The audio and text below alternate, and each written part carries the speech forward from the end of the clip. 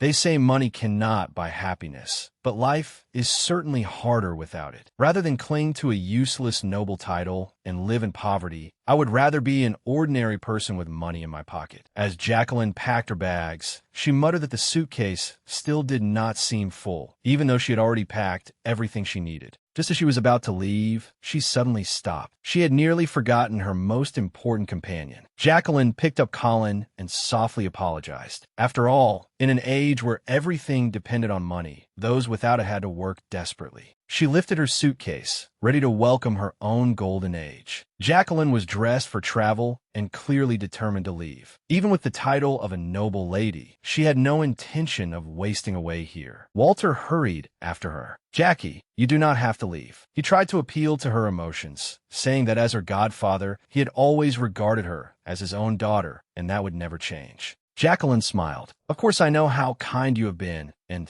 I have always been grateful." But Walter still would not give up. He said he was looking for a suitable marriage prospect for her, and that if she waited, they would surely find her a good family. Jacqueline did not take it seriously. Who would want to marry her as she was now? Jacqueline shook her head. "Thank you for your concern, but I have no mind to think about anything else right now. I just want to start making money as soon as possible. I cannot let my mother spend the rest of her life relying on Aunt's household." Walter still tried to stop her. "If you are willing, I can take responsibility for your mother as well." Jacqueline refused again. "I appreciate your kindness, but I cannot accept it. The world has changed, and I need to learn how to adapt to this new life." Seeing that he could not persuade her, Walter could only sigh. "If you ever run into trouble, come back and find me." Then he asked one final question. "Still no news about the Baron?" Jacqueline gave a self-mocking smile. She had once clung to a little hope, but it was time to face reality. 3 years had passed without her noticing. Jacqueline sighed. Although they had never found her father's body, he truly was not coming back. She used to think that if she refused to acknowledge it, it had never happened. But now she understood that life had to go on. Walter could only nod. "Since you have made your decision, I believe the Baron would understand as well." Sometimes, learning to let go was a courageous choice. The carriage set off, swaying along the road. Jacqueline stared out the window, turning those words over in her mind. Letting go was courage, too. She looked down at Colin in her arms and whispered, "What do you think, Colin? Once we leave, there will truly be no turning back." Jacqueline had once been a little princess cherished by everyone. On her 15th birthday, her father had personally given Colin to her. Those days had truly shone like gold, but no one could decide how long good fortune would last. In the blink of an eye, Jacqueline was riding in a carriage toward the new continent. That place, known as the Golden Country, had become everyone's last hope. People rushed there like mad, believing they could become rich overnight and change their fate as soon as they arrived. But reality was never as beautiful as the rumors. To obtain those gold coins, people first had to gamble with their lives against the sea. Even if they escaped pirates, they might not escape the storms. Countless people were swallowed by the ocean before ever seeing gold. Fewer than half returned with any money. Jacqueline's father had not escaped that fate either. Once he was gone, creditors stripped the family of all its property. The once glorious Somerset family went bankrupt overnight. Jacqueline fell from the clouds into the mud. Apart from the title of an impoverished young lady, she had nothing left. As the carriage jolted along the road, Jacqueline looked at Colin in her arms. "Do you think Uncle Walter was right too?" Colin could not answer, of course, but Jacqueline already had her answer. "You are right. If I want to begin again, I need to learn to let go of the past." This was merely another choice in life. Jacqueline had made up her mind. Since her former life had already shattered, she would fold it away completely. As the carriage traveled farther from home, a completely unfamiliar world awaited her. "Colin, have you heard? The master of the estate where I will be working is Marquess Windsor Preston. The agent told me I will be the 13th family tutor there. The important part is that all 12 before me left within only 2 years.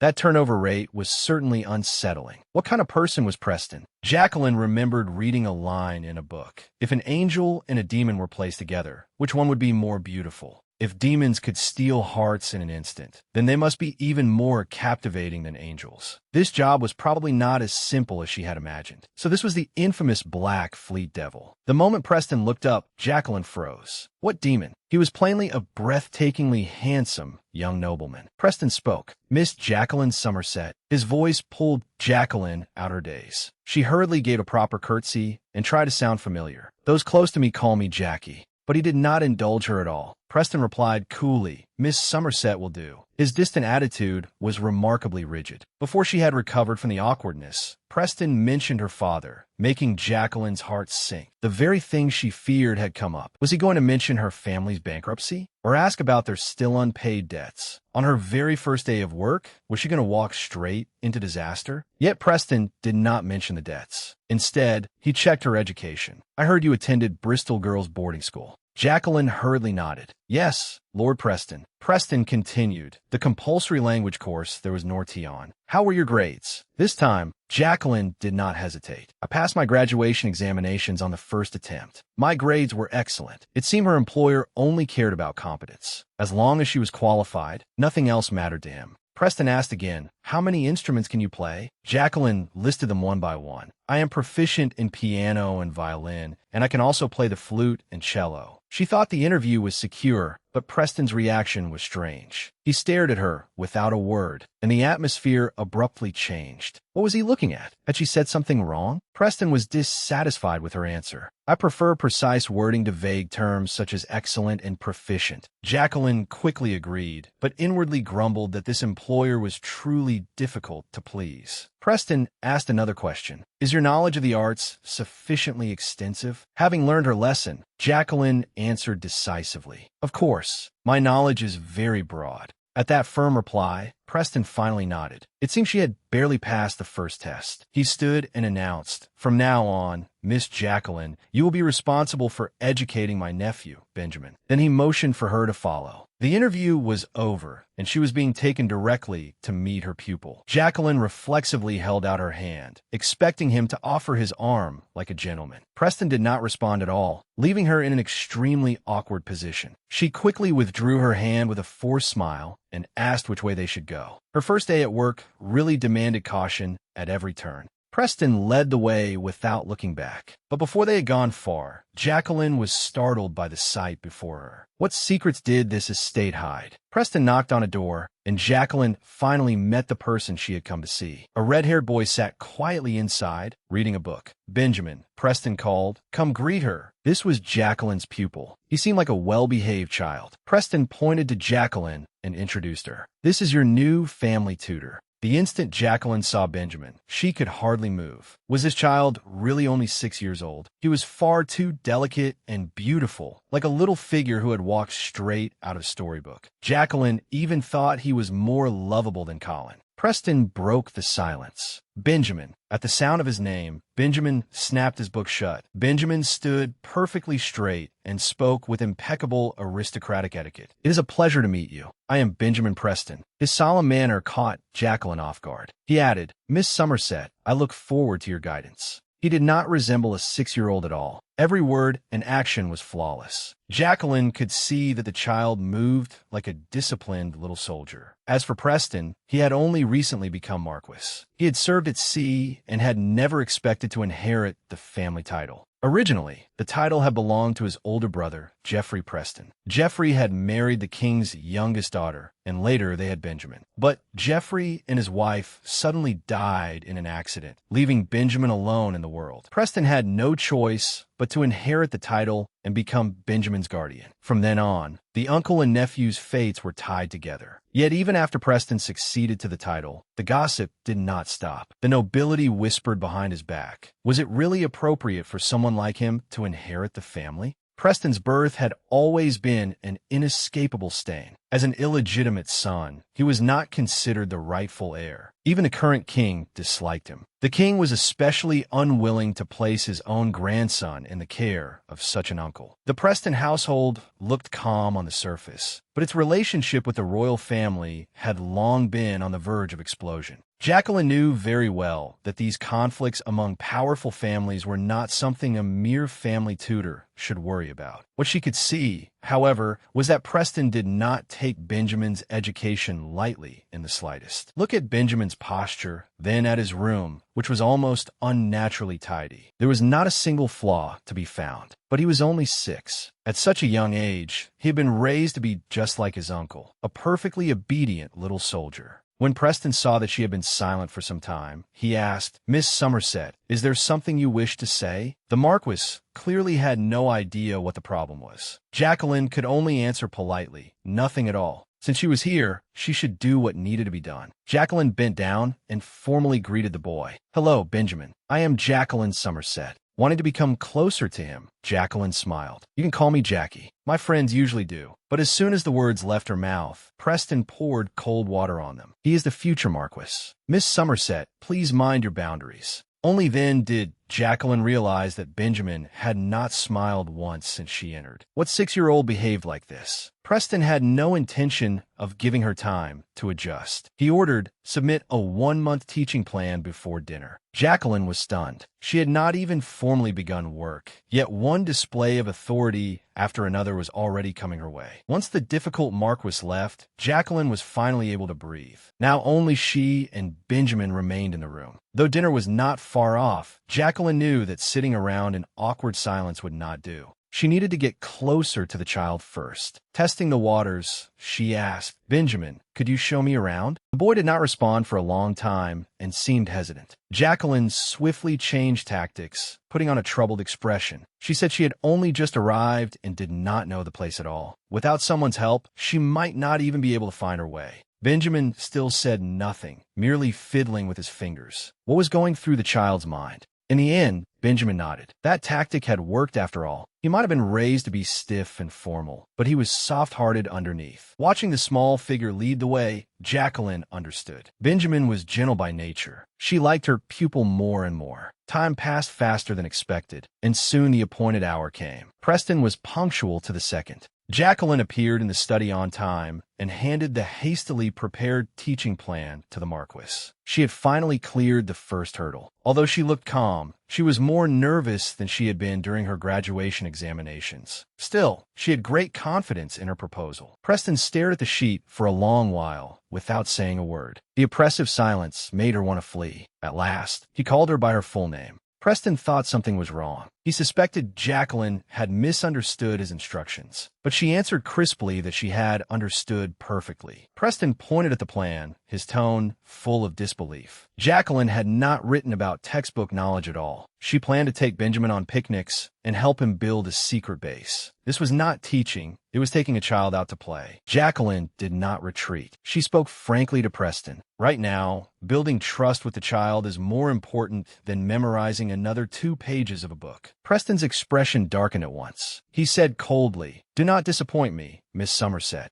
The pressure was almost suffocating. Preston had his reasons. Benjamin would enter boarding school the following year, and before then, he had to learn everything required. Jacqueline would not accept that. There will be plenty of time for history and foreign languages once he begins school. At his age, there are things more important than studying. Just as she was about to continue, Preston interrupted her. The atmosphere changed once more. His tone was extremely stern. "Benjamin is the future Marquess and the heir of the Preston family. He must be better than everyone else." Jacqueline immediately understood that their views were completely different, but she was no novice in the workplace. At that moment, she took out another proposal. Jacqueline smiled. "I guess you might dislike the first one, so I specifically prepared a second plan. After all, the employer's opinion is what matters most." Preston picked it up and read it. This time, he finally nodded. He found it far more reliable than the previous plan. Jacqueline breathed a sigh of relief. Preparing a backup had indeed been the right choice. With the plan approved, Preston ordered Jacqueline to officially begin work the next day. Her position had been secured at last. Just as she was about to leave, she stopped and said that there was one more thing she wished to ask. Jacqueline asked why the previous tutors had resigned. She thought there was no harm in avoiding trouble in advance. Preston was silent for a moment before saying only, "Even if you do not wish to know, you will experience it for yourself soon enough." Preston's words made Jacqueline's scalp prickle. What did he mean that she would experience it whether she wanted to or not? She had not even officially started, yet unease was already growing in her heart. Just then, the butler came over. Jacqueline did not linger. After a few polite words, she hurried away. She only wanted to leave this troublesome place as quickly as possible. The butler came to report again, saying that the Earl of Eastmount had sent his invitation for the third time and asking what Preston wished to do. A sigh came from the room. Without even looking up, Preston told the butler to refuse. Jacqueline heard it clearly from outside. It seemed the rumors were true. The Marquess really disliked socializing. As she stood there lost in thought, a maid interrupted her. "Miss Somerset, dinner is ready." Jacqueline quickly responded. In this lifeless house, apart from dealing with her strange employer, eating was the only serious matter left. Jacqueline had been looking forward to dinner. She tried to make conversation with Benjamin. "Do you usually eat this time?" But the boy was too afraid to say a word and looked extremely uneasy. Jacqueline inwardly wondered. It was only a meal. Why was Benjamin so frightened?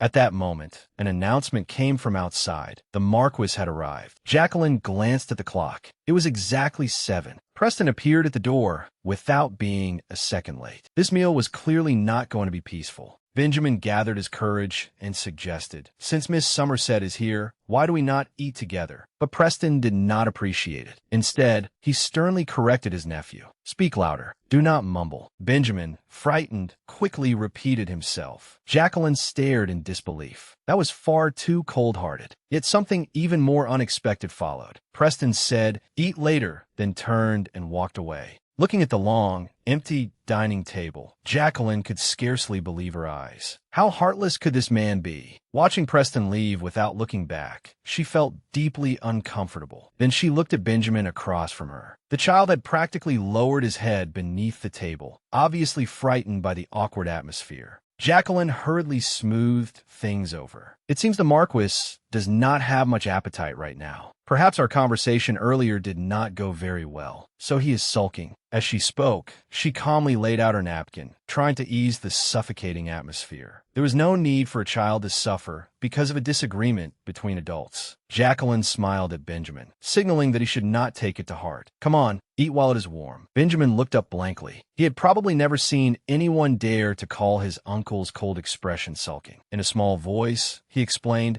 "Uncle never casually eats with other people." Hearing that, Jacqueline felt a pang in her heart. This child was actually making excuses for that cold man. Seeing Benjamin's thoughtful expression, she understood. Although he was usually quiet, he was more considerate than anyone. "In that case, Benjamin can eat with me from now on." Jacqueline suddenly realized something. If Preston was always like this, then Benjamin had been eating every meal alone in that enormous, empty room. Late that night, Jacqueline tossed and turned in bed, her mind full of everything that had happened that day. Before Benjamin, the household had gone through 12 tutors. With teachers changing so often, no wonder the child's mealtimes had always been so tense. The more she thought, the more awake she became. Sleep was impossible. Jacqueline closed her eyes and began counting sheep. 1 sheep, 2 sheep, 3 sheep. Then, suddenly, a red sheep appeared in her imagination. Why did that color look so familiar? Jacqueline sat bolt upright. Now that she had tried to sleep, she was even more awake. Holding Colin, Jacqueline continued to brood. Even his own nephew did not get to eat with him. What was Preston thinking? There were many rumors about the Marquess. They said he never attended social gatherings and absolutely never danced with women at balls.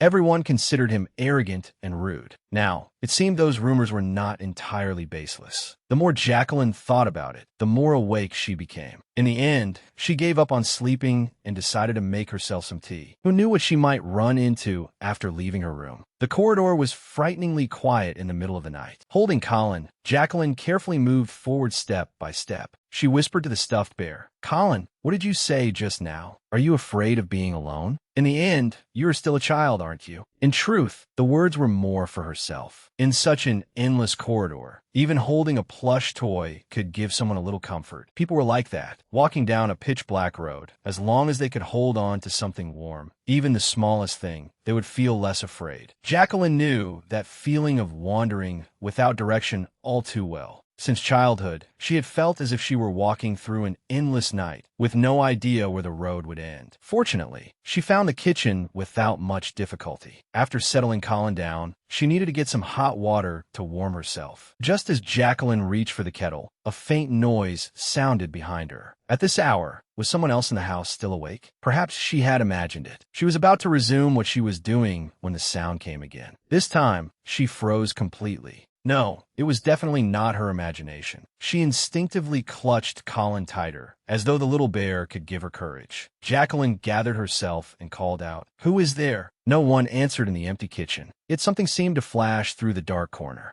Jacqueline was trying to comfort Colin when, before she could finish speaking, someone seized her from behind. The fright nearly sent her soul flying. Then a cold voice spoke by her ear. "Miss Somerset, now is not the time to scream." Once Jacqueline saw who it was, her racing heart finally settled. It was Lord Preston. But why would a Marquess leave his room in the middle of the night and come to the kitchen? Preston questioned her first. "Miss Somerset, what are you doing here at this hour?" Faced with his question, Jacqueline could only stammer awkwardly. There were many rumors about Windsor Preston. They said he was strange, even inhumanly distant. Yet from this close, Jacqueline felt those rumors had been exaggerated. The Preston before her did not look arrogant at all. She blurted out, "You look so much like Benjamin right now." The moment she said it, Preston was left speechless. Perhaps no one had ever described him that way in his life. Normally, his hair was always neatly combed, but now it hung down in a messy tangle. The more Jacqueline looked at him, the more she thought he resembled a piece of cotton candy. Still, it was understandable. Without his usual stern disguise, he and Benjamin looked as though they had been carved from the same mold. Jacqueline smiled, just like Benjamin. It was an extraordinarily blunt thing to say. Comparing the dignified Marquess to a child was probably not an evaluation Preston had ever heard before.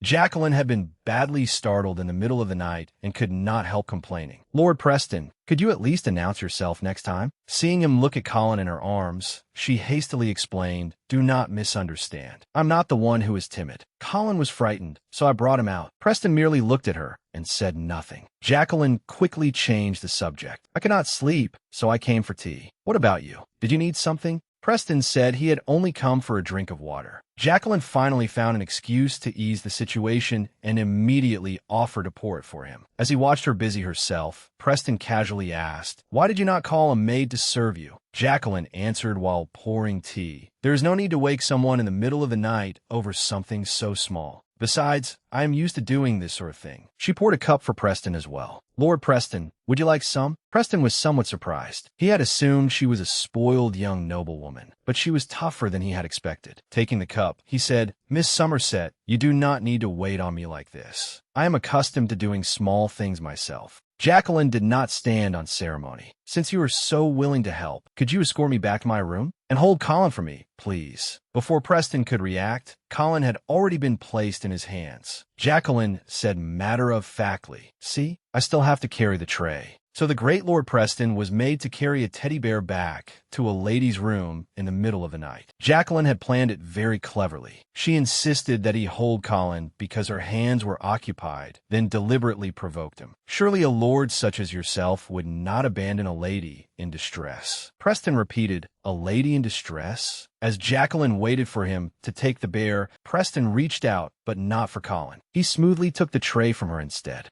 Jacqueline was left speechless. She had wanted him to hold the bear, yet now she had to keep holding Colin and follow behind him. Preston was practical about it. If he was helping, carrying the tray made more sense. So the two walked one after the other through the estate in the middle of the night. The tea had finally been delivered. Holding Colin, Jacqueline politely thanked him. "Lord Preston, thank you for your consideration." Preston still wore his usual businesslike expression. In the future, call a maid for such things. Jacqueline did not argue and simply agreed. She thought this imposing figure would leave after saying his piece, but Preston paused just before going out. Then, "I wish you pleasant dreams, Miss Somerset." Jacqueline was completely caught off guard. Smiling, she replied, "And I wish you a good night, Lord Preston." Once the door shut, Jacqueline could hardly believe it. That icy lord had actually taken the initiative to wish her good night. Staring at the door, she muttered, "Preston really does look exactly like Benjamin." She looked down at Colin in her arms. "You think so too, do you not? As long as that connection exists, he will never be able to refuse helping me." Jacqueline continued savoring Preston's straightforward, awkward kindness. The next day arrived, and a new morning began in the grand estate. Jacqueline headed toward Benjamin's room with someone in tow. When the door opened, Jacqueline greeted him with a smile. "Good morning, Benjamin." Benjamin greeted her right on time. Jacqueline smiled back and casually dismissed the maid standing beside them. Today was their first official lesson. As they walked, Jacqueline taught Benjamin that appreciating art was an essential subject for nobles. She began talking about realism and impressionism. Jacqueline watched the maid leave. The girl named Betty seemed diligent enough, yet there was something about the maid that did not seem simple. Jacqueline continued lecturing enthusiastically, but her attention was fixed on Betty. Once that bothersome maid left, Jacqueline could finally breathe more easily. Elsewhere, Preston was preparing to go out. Roman could not help asking, "These days, wealthy people are switching to automobiles. With such a large estate, why do you still insist on using a carriage?" Preston did not hesitate. "For Benjamin's safety, I will never entrust our lives to an unreliable iron machine."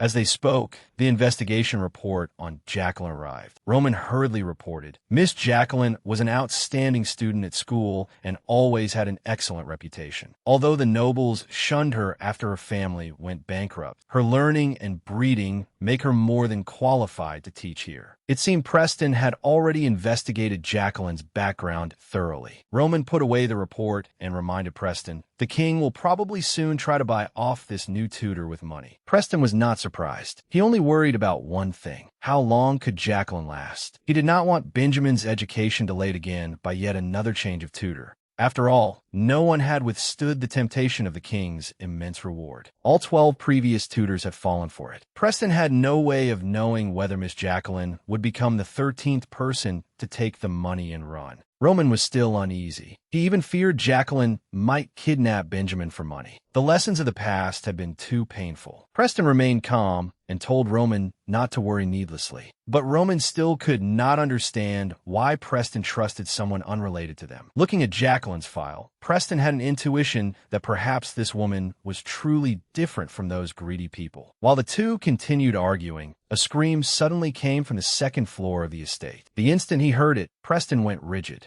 That was Benjamin's room. Preston cursed inwardly. These people had acted more quickly than he expected. Had Roman been right? Was Jacqueline really here to abduct Benjamin? Or was she a spy sent by the other side? The matter had suddenly become serious. Hearing the scream, Preston truly panicked. He rushed through the corridors, ordering anyone in his way to move aside. Benjamin was the only thing on his mind. But after he finally reached the door, the sight before him made his heart sink. A large pool of bright red blood covered the floor. This was a disaster. Had the thing Preston feared most truly happened? Roman rushed over after hearing the commotion, and when he saw the horrific scene in the room, he was so frightened that he could barely speak. What had happened? Then a weak voice came from nearby. "Uncle." Preston turned and saw Benjamin and Jacqueline standing there. They were unharmed, but the large splashes of red covering them made the entire scene even stranger. Seeing the red stains across the floor, Preston immediately questioned Jacqueline. Was today not supposed to be an art lesson? Why does this look like a crime scene? Jacqueline remained utterly calm. Theory without practice is meaningless. Letting Benjamin do it himself is more useful than explaining it 1,000 times. Preston did not accept that explanation. Pointing at the drawings on the wall, he asked, "So your practical lesson means ignoring the canvas and tearing down the house?" Jacqueline thought it was wonderful. This is what a child's room should look like. Preston's tone turned completely cold. Clearly, the matter was not that simple to him.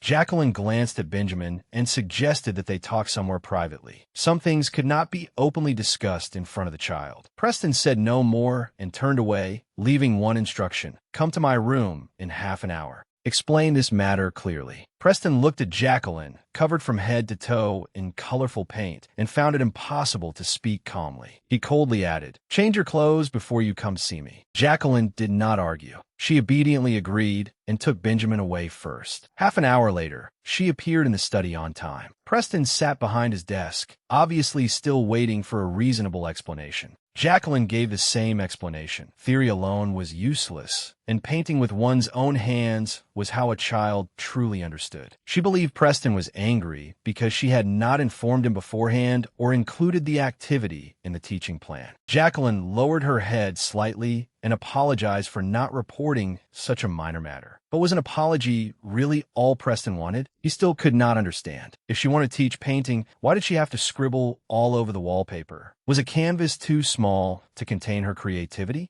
Jacqueline smiled instead. Lord Preston, do you believe the ambitions and talents of the future Marquess of Preston can be contained on one small canvas? Her words left Preston speechless. For a moment, he did not know how to refute her. Jacqueline then asked a question Preston had not expected. You know Benjamin loves battleships, do you not? Just now, with brush in hand, he was not drawing meaningless graffiti on that expensive wallpaper. He was drawing the most magnificent battleship of the Black Fleet, a hero that protects these waters. As he painted, Benjamin had said, "This ship can protect merchant vessels and chase all the bad pirates away." Seeing the light in the child's eyes, Jacqueline felt that ruining the wall had been entirely worthwhile. But could Preston truly understand such grand ambitions? Jacqueline continued, Benjamin does not usually speak much, but if you mention the Black Fleet, he can talk about it for over an hour. He can list everything about not only battleships, but also trains and carriages. Preston frowned and asked coldly, what benefit could discussing such miscellaneous things possibly have for his education? Jacqueline had already prepared her answer. This afternoon, I originally planned to teach the rather dull Nortean language. To keep him from resisting the lesson, I intend to use the topics Benjamin cares about most as the entry point for language learning. Preston finally understood. He stared at Jacqueline. So you caused all this commotion simply to prepare for this afternoon's class? Jacqueline did not back down. Instead, she smiled and asked, Lord Preston, do you think I did all this merely for my own amusement? Her words left him silent. After a moment, he unexpectedly announced that he would personally attend the afternoon lesson. Now it was Jacqueline's turn to be stunned. She smiled and agreed. If Lord Preston wishes to observe, then as you wish. By evening, the difficult lesson was finally over. Jacqueline collapsed into a chair and let out a long breath. The entire afternoon had been agony. Preston sat beside them the whole time, and his gaze never left her. He was obviously waiting to catch her making a mistake. Jacqueline was about to get up and leave when she suddenly noticed something on the desk. What was that?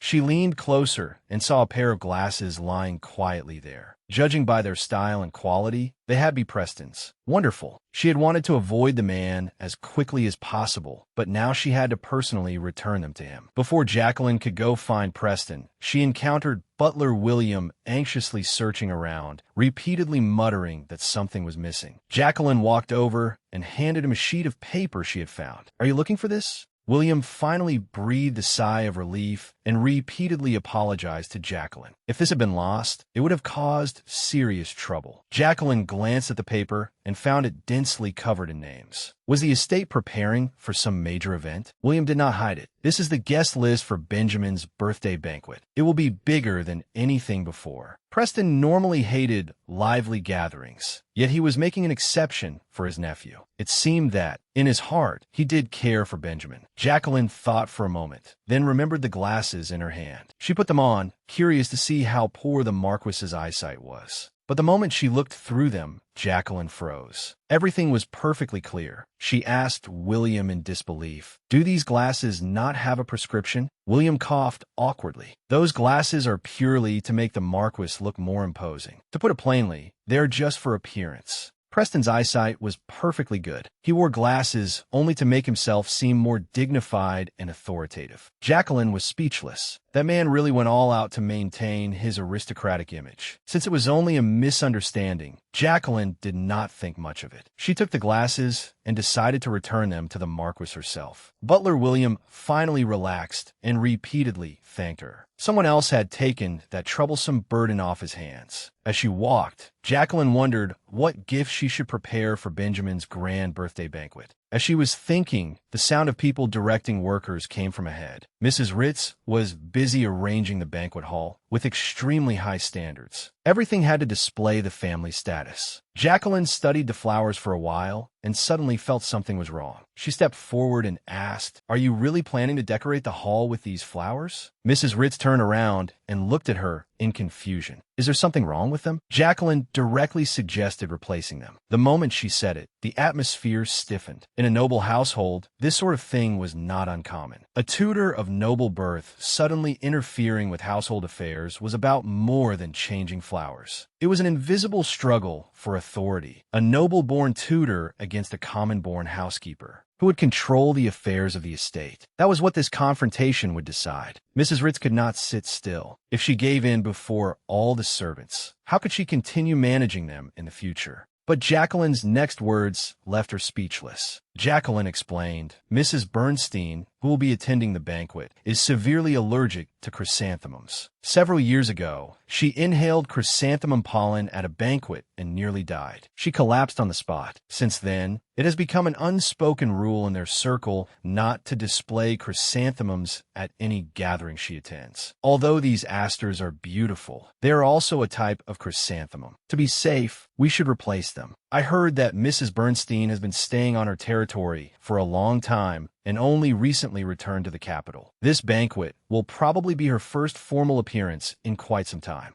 After hearing this, Mrs. Ritz was completely convinced. Jacqueline had not been trying to find fault. She had been helping her avoid disaster. Mrs. Ritz immediately changed her attitude and politely thanked Jacqueline. Jacqueline did not put on airs and smiled. "Just call me Jacqueline." The instant Jacqueline held the guest list, she knew the situation was not simple. The names densely written across it were all ones she had once known well, classmates from her boarding school days and young noble women she had constantly met at balls. Every name represented a piece of her past. Back then, she had been a carefree, noble daughter. But now everything had changed. She was no longer the Jacqueline of those days. Now, she was a family tutor concealing her identity. Early that morning, a royal invitation arrived on the table. It seemed that she would not be able to avoid this weekend's banquet. Preston asked, "What do I have scheduled this weekend?" Roman promptly replied, "Only minor matters that can be postponed. Nothing important." After hearing that, Preston tossed the invitation aside, then arranged something extremely important, something that absolutely cannot be postponed. Roman found this difficult. Since returning to the capital, this would already be the 5th time Preston had refused the king's invitation. If he kept avoiding it, there would soon be no excuses left. Preston said nothing, clearly determined not to show his face this time either. Then he casually said, "Tell the king that my funeral is this weekend." Roman froze. "My lord, that is not funny at all." Jokes aside, the situation was not optimistic. Roman hurriedly reminded him, "The king certainly will not let this go easily, and the custody trial is about to begin. The Chief Justice was appointed by the king, so everyone knows whose wishes he will follow." Roman still wanted Preston to lower his head, lest the situation become impossible to control. But Preston would not accept that. Once there's a first time, there will be a second and third. If I retreat from this line, there will be no holding it afterward. Preston suddenly asked about the naval creed. Roman answered without thinking, "Never compromise with the enemy." Roman still felt uncertain, though. Was the king really an enemy? Preston stared at the invitation. "If you bow your head once, that old man will only push further." No one understood what the king truly wanted. He already had a biological grandson, yet he remained fixated on Benjamin. That old man was greedy beyond measure and would not even pass the throne to his own son. If Benjamin were allowed into the royal palace, the crown prince would certainly not remain still. Then,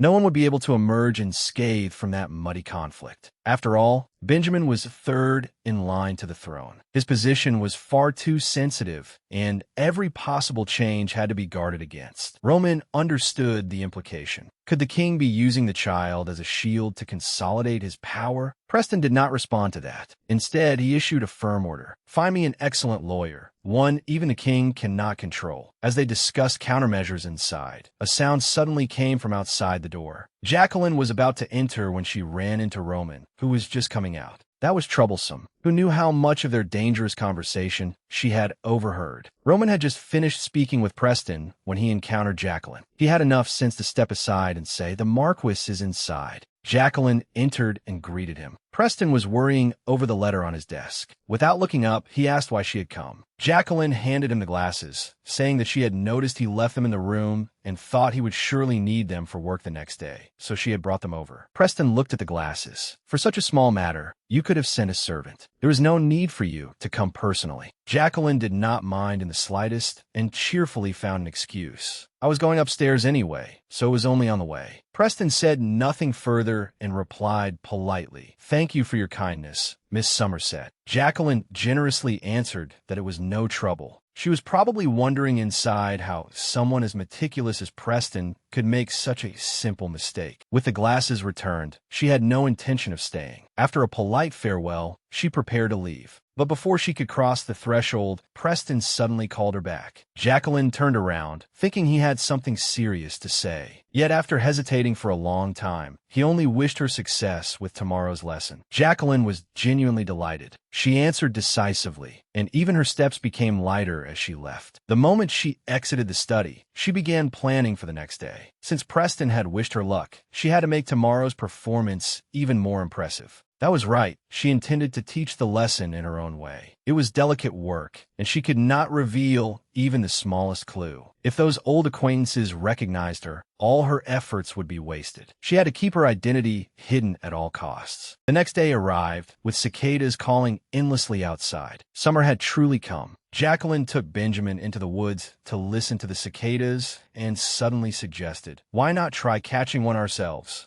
Benjamin immediately objected. With a serious little face, he declared, "The heir of the Preston family will absolutely not touch such a thing with his hands." Jacqueline looked at his overly mature expression and felt that their roles were completely reversed. But Jacqueline had no intention of letting it end there. Smiling, she assured Benjamin that no one else was around, and that she was especially good at keeping secrets. Benjamin was still conflicted over his status as the future Marquess, but he was clearly beginning to waver. Jacqueline simply offered to stand watch and let him catch as many as he wanted. In the end, Benjamin could not resist the temptation. He muttered that he would only do it once. After all, what child did not like to play? Jacqueline did a fairly convincing job as lookout. She glanced around and made sure there was truly no one nearby. Everyone was busy preparing for the evening banquet. No one had time to watch them in the grove. If life could always be this peaceful, it would not be so bad. Before she could finish reflecting on that, Benjamin shouted from behind her. From the sound of it, he had found something remarkable. Jacqueline turned around, but before she could react,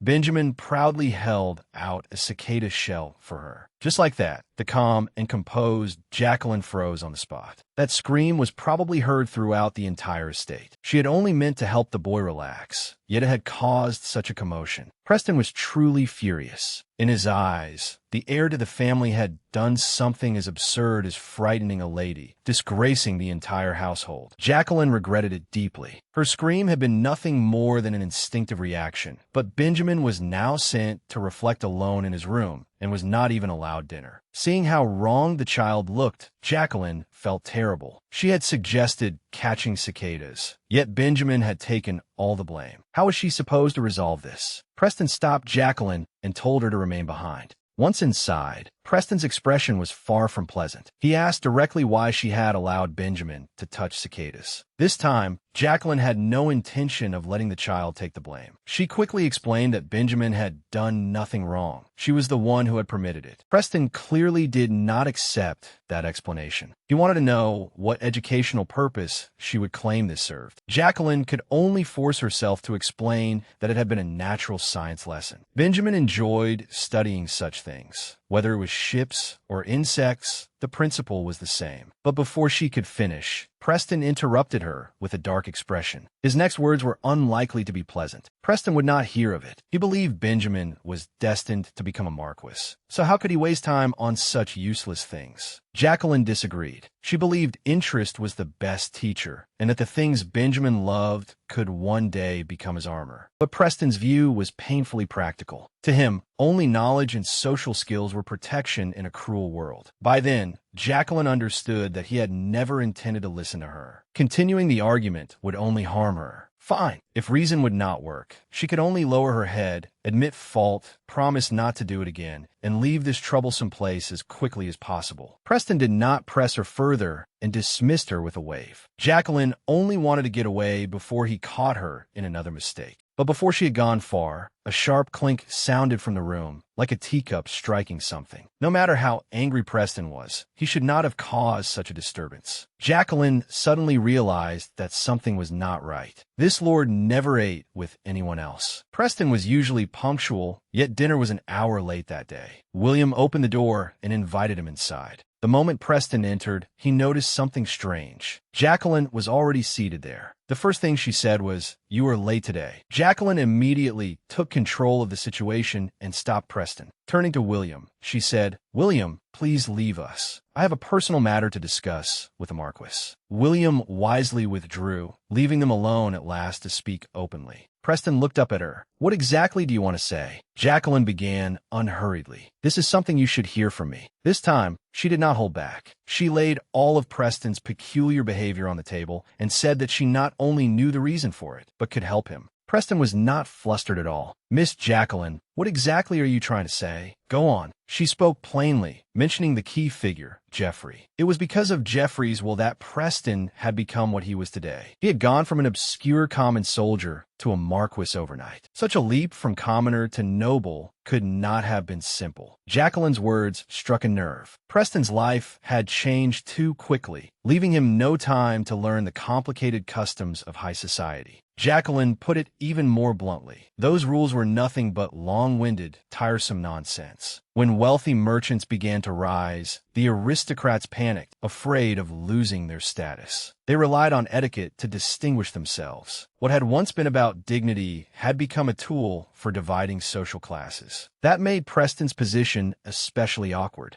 Those rules existed to exclude newcomers and ensure that those who entered society late could never catch up. That was why Preston had always avoided dances, gatherings, and even meals. He feared that one wrong movement would make him the subject of ridicule. The noble circle was small, and gossip traveled faster than anything. Once one's reputation was ruined, one's life was effectively over. But hiding was not a solution. Now that he held the title of Marquess, he could not pretend ignorance forever. This was the royal capital, and everyone was watching him. Jacqueline finally revealed her proposal. Since she was the Preston family's tutor, she would personally teach him proper noble etiquette. Jacqueline showed her cards. She said she was extremely discreet and could take any secret she heard to the grave. Preston had no answer, because she had accurately struck at his weakness. To avoid social occasions, he had received no support in official matters. If the king discovered that a Marquess could not even manage basic etiquette, then his origins as an opera performer's son would certainly be brought up. At that point, even keeping his title would be uncertain. Still, he could not understand why Jacqueline wanted to help him. Preston knew perfectly well that there was no such thing as a free lunch. Since Jacqueline had come to him of her own accord, she must want something. He asked directly, "Miss Jacqueline, after going to all this effort to help me, what do you want in return? This grand estate? Countless riches? If money can solve it, it is no concern of mine." Jacqueline hesitated for a long while. Preston generously told her to name her price. He was already prepared for an outrageous demand. Yet her request was shocking. She merely asked that he respect her teaching methods in the future.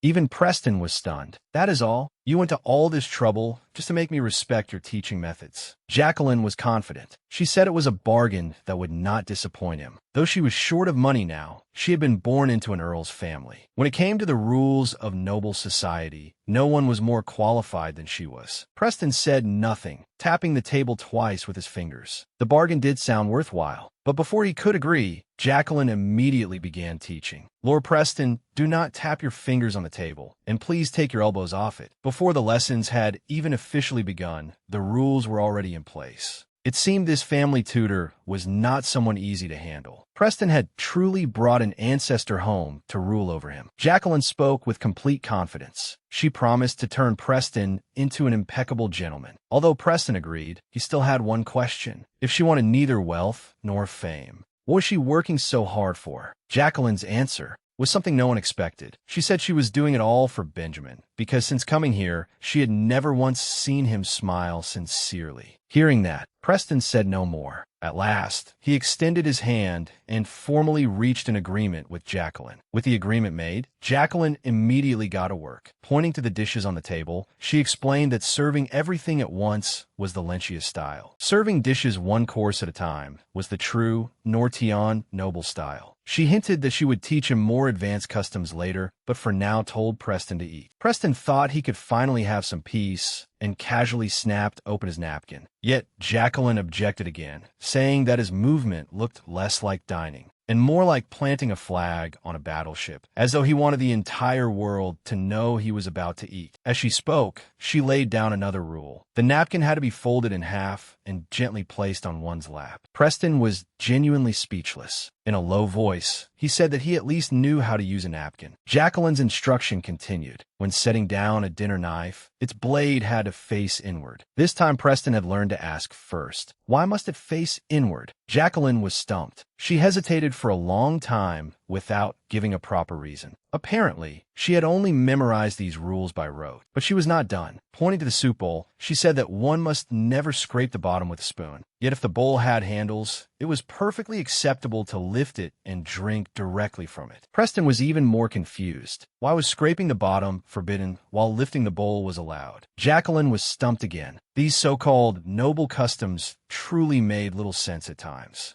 At last, the main course arrived. Just as Preston was about to begin, Jacqueline called out sharply again, "Lord Preston, it is fish. You must never turn it over." One rule followed another, and Preston's meal was becoming increasingly miserable. His hand froze in midair. This was not dining. It was torture. Jacqueline finally found a reason, saying that turning the fish over would make the plate look messy. Preston did not argue this time. He said he knew that rule, but he could not help complaining that etiquette was truly troublesome and useless. Unexpectedly, Jacqueline did not argue back. She smiled and agreed. "Isn't it?" As they chatted, Jacqueline suddenly asked, "Lord Preston, have you chosen Benjamin's birthday gift?" Preston answered plainly that he had, a complete collection of royal history books. Jacqueline was surprised and asked what he had given Benjamin last year. Preston replied that last year's gift had been a complete collection of continental myths. He believed these were essential reading before attending boarding school. Jacqueline had no words. Who gave a child nothing but huge textbooks for birthday gifts? She could no longer sit still and asked whether, as Benjamin's tutor, she could help choose a birthday present for him. Preston was not appreciative at all. Coldly, he said that the gift had already been chosen. Had she not heard him? Jacqueline quickly explained that she only wanted to recommend something Benjamin would truly enjoy. The purpose of a gift was to make its recipient happy, not to complete a task. She said plainly that the history books and myth collections were gifts Preston wanted to give. Benjamin might not actually want them. The moment she said that, Preston rose and left without a word. Jacqueline was uncertain, watching his retreating figure and assuming the discussion had completely failed. But when he reached the door, Preston relented. He told her to set a specific time to go out so that he could arrange his schedule in advance. It seemed the hard stone had finally been moved. Before leaving, Preston deliberately looked back at her. Though his tone remained cold, he was clearly entrusting the task of choosing Benjamin's present to her. Jacqueline had not expected it. She had thought the dinner had gone terribly, yet it ended with such a turn. She quickly answered loudly, "No problem." She had finally pried open a crack in Lord Preston's hard exterior. To choose Benjamin's gift, Jacqueline came thoroughly prepared. She pushed open the door and eagerly called Benjamin's name. Smiling, Jacqueline asked, "Shall we go now?" She casually straightened Benjamin's messy hair. Benjamin looked confused. "Where are we going?" Jacqueline mysteriously gave him 3 words: to catch ants. Benjamin immediately put on the air of a little adult. As the heir to the Preston family, he said he could not spend time catching ants. The boy had always carried a burden in his heart. He had secretly sworn never to disappoint his uncle again. Jacqueline then played her trump card. Preston had already agreed. Benjamin was completely stunned. How could that be possible? Jacqueline explained with a smile that Preston was a reasonable man. After they had talked the previous night, he had decided to respect her special teaching methods. Benjamin finally relaxed. If even his uncle did not object, what was there to worry about? Jacqueline began describing a grand plan. Once they caught ants, they could observe how the ants built their kingdom. It was irresistibly appealing to a little boy. If the queen ant was hiding deep underground, how could they lure her out? Jacqueline produced her secret weapon, a cookie. Benjamin was skeptical. Then Jacqueline crushed the cookie and scattered the crumbs across the ground. A miracle truly happened. The ants came out in a line. Benjamin stared at the cookie crumbs, feeling that the bait was rather enormous for ants. Jacqueline smiled and suggested that they wait a little longer. As soon as she finished speaking, the ants began to move. They formed a line and worked together to lift the huge piece of cookie. Jacqueline watched the scene and exclaimed, "See, isn't that amazing?"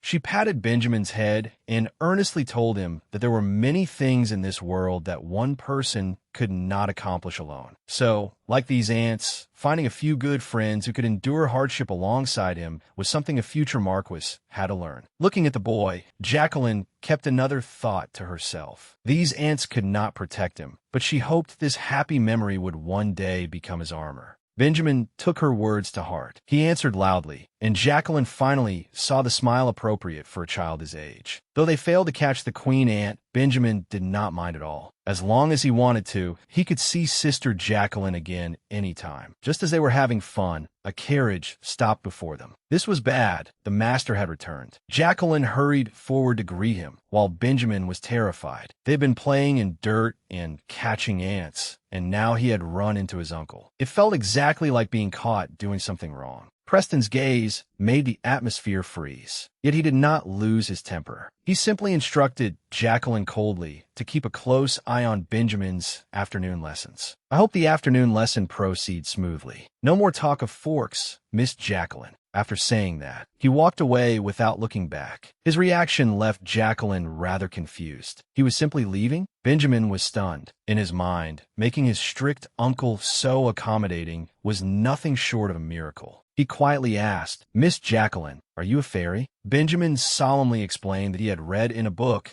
that fairies could melt even the coldest hearts. He quickly added that he meant his uncle's heart was cold, showing an impressive instinct for self-preservation. Jacqueline played along. Making a mysterious gesture, she told Benjamin that it was a great secret that no one must discover. If her identity were exposed, she would have to leave at once and return where she came from. The trick worked perfectly on children. Benjamin had never seen anything like it. He immediately patted his chest and promised to keep the secret. Just then, there was movement by the departing carriage. Preston had left in such a hurry that he had forgotten his cane. Jacqueline took the cane. Since she would be seeing him later anyway, she could bring it along. In Benjamin's eyes, the cane was no ordinary wooden stick. It was clearly a fairy's magic wand. But before seeing Preston, there was something more urgent to deal with. They first had to wash off all the dirt from playing in the mud. Benjamin and Jacqueline, both covered in mud, naturally could not escape the housekeeper's scolding. Elsewhere, Preston was troubled by a table full of letters, all from people seeking investments and business partnerships. A noble's life looked glamorous, but was actually filled with tedious matters. Just then, Jacqueline knocked and entered with the cane he had left behind. Smiling, she reminded him, "You left your cane in the carriage." Without looking up, Preston asked if she had anything else to say. Jacqueline thought quickly and suggested having afternoon tea together. Benjamin's birthday banquet was approaching, and practicing tea etiquette beforehand would not hurt. Preston checked his watch. There were 7 minutes left until his break, and he agreed, saying that was enough time.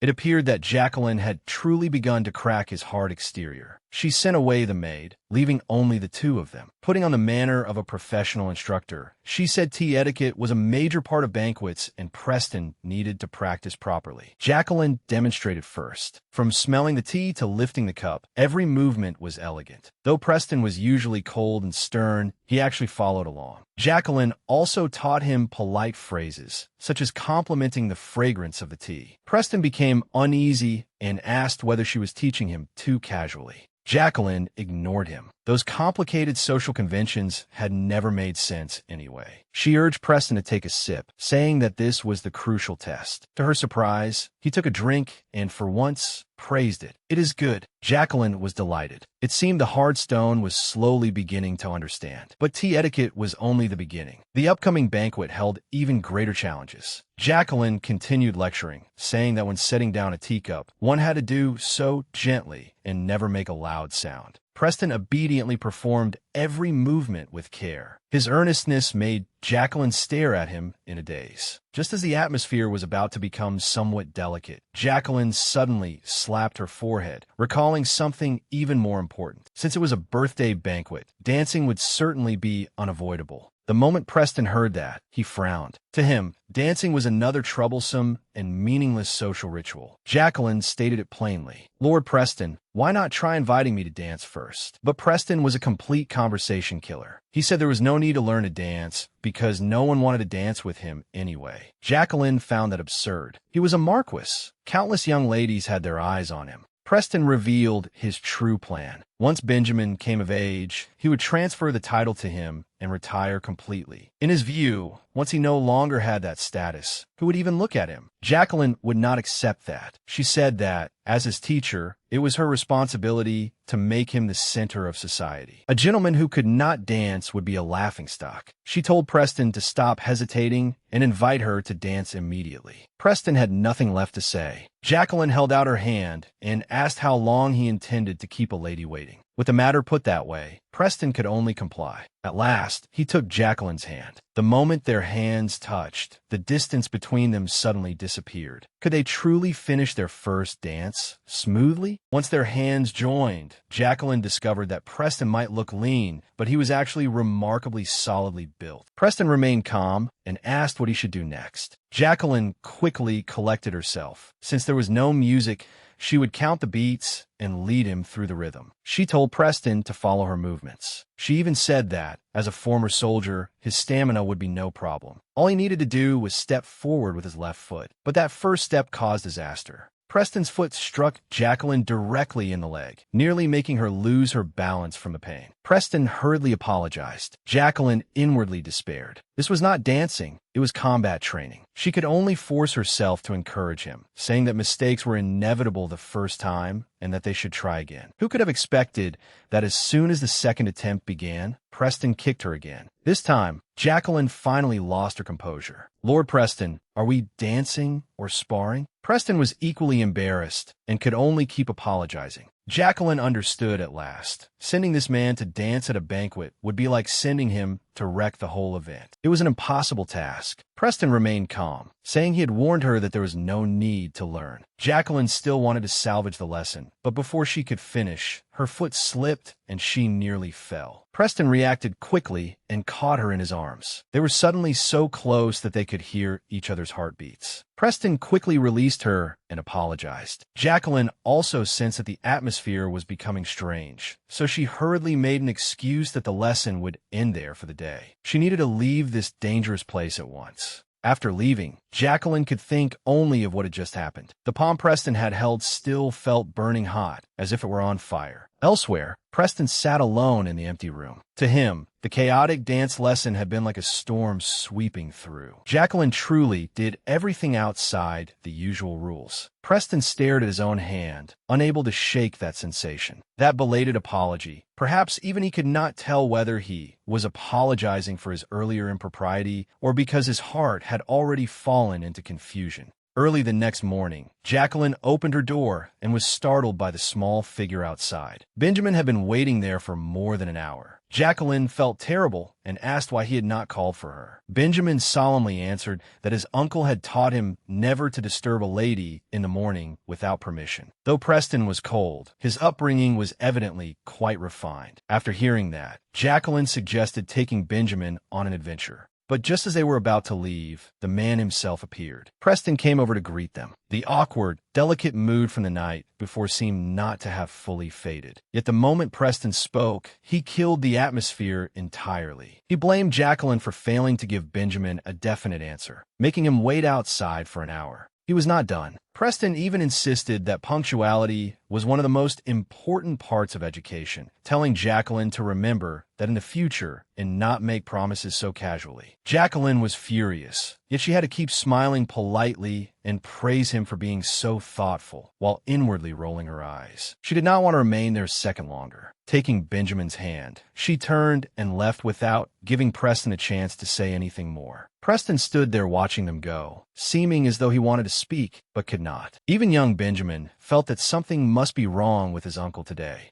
Jacqueline's thoughts were a mess. Remembering the morning's argument, she felt she had acted too childish. Now she was so embarrassed around Preston that she could not even raise her head. Just then, the carriage came to a smooth stop. Preston got out first and elegantly extended his hand. "Let us go in," he said softly. Jacqueline took his arm, and the moment they appeared together, the entire room erupted. People around them whispered to one another, all wondering who the woman beside Preston was. Someone recognized her as Jacqueline, the once famous fallen young noblewoman. The two of them together? Everyone began betting over which person in this mismatched pairing was the unfortunate one. The gossip grew increasingly cruel. Preston had money, but no pedigree. Jacqueline had pedigree, but no money. In their eyes, they were equally matched. Jacqueline remained calm. Sensing that Preston was not quite himself, she quietly asked, "Lord Preston, are you all right?" Jacqueline gave a self-mocking smile and said that if she took such nonsense to heart, she would have collapsed long ago, like her mother, who now needed medicine just to sleep peacefully. Seeing Preston's expression, Jacqueline ended up comforting him instead, telling him not to look at her that way. Then she abruptly changed the subject. "We are not going to the main hall. We are going straight to the second floor." Now it was Preston's turn to be stunned. What was this woman planning? Preston had no choice but to follow her upstairs. But when he saw the chaotic scene before him, the little patience he had left began to wear thin.